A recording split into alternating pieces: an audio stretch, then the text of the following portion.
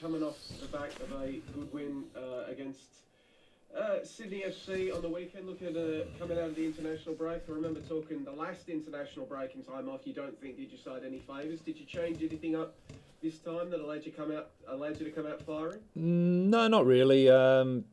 We had a internal trial, if you want to call it that, 10 days prior. That's probably the only thing we did a little bit differently. Where last time we actually played a week before, again, an internal trial with our topped up with our younger players from the under 23s.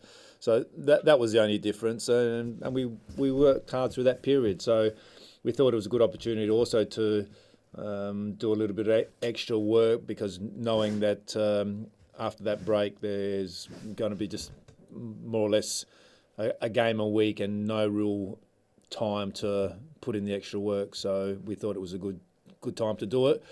As it worked out, we looked fresh, we looked hungry, and we ran out the game very, very well. So, and to be honest, conditioning's definitely not our problem. Although we had some injuries, when we always try to push the boundaries with our conditioning and our fitness, and we know we probably you're always going to probably lose one or two along the way, apart from the knee injuries. That's all part of it, and we've responded very, very well. As I said, we're in really, really good shape physically, and have to be physically, mentally, tactically ready for the next 4 weeks.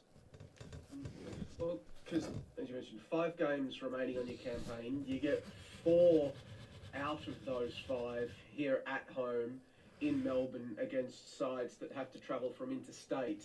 Do you feel like you're primed to really finish the season strongly and head into the finals with a wet sail?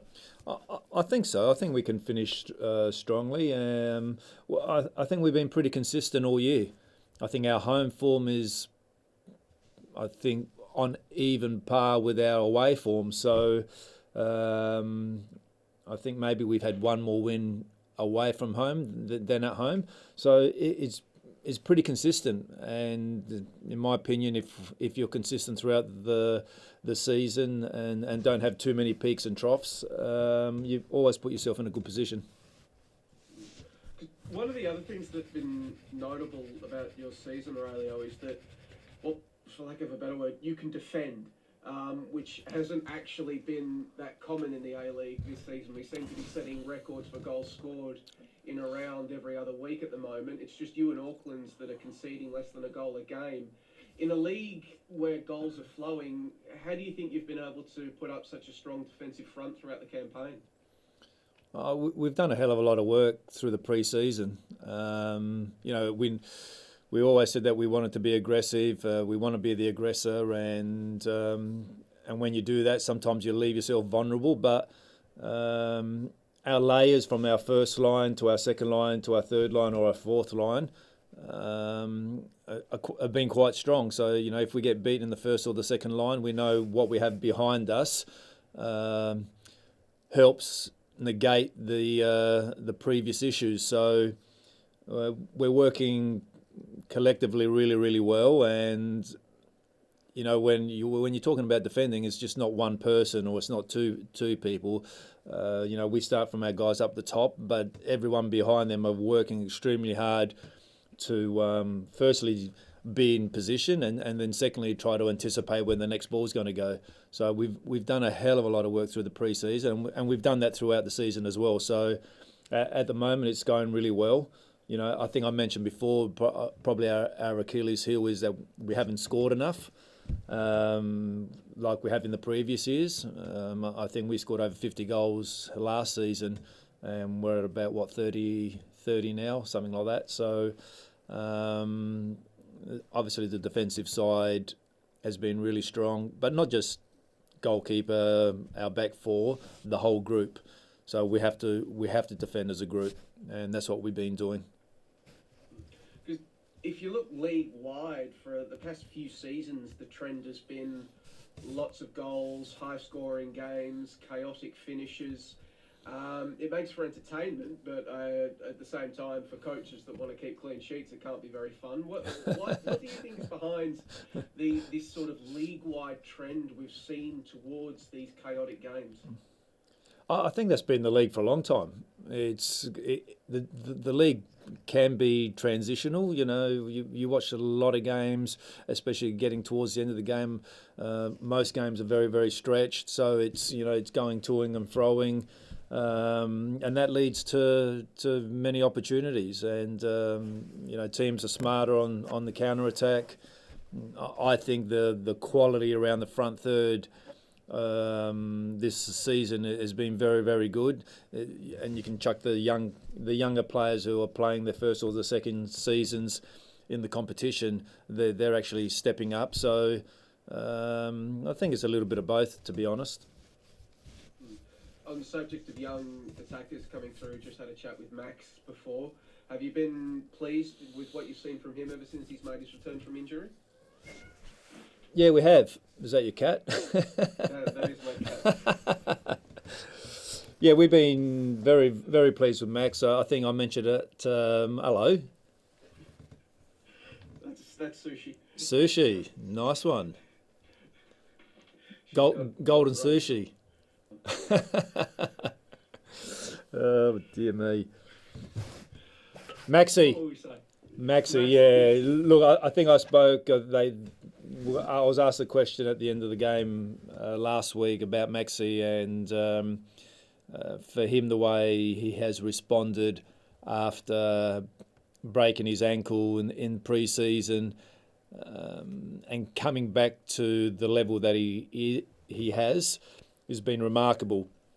One, because he's got a great attitude and nothing really phases him.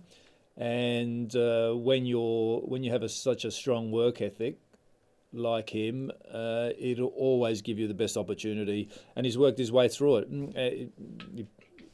He may have mentioned it himself that he went through a period when he came back, 3 or 4 weeks where he wasn't scoring. His touch wasn't great. His finishing wasn't where it should be.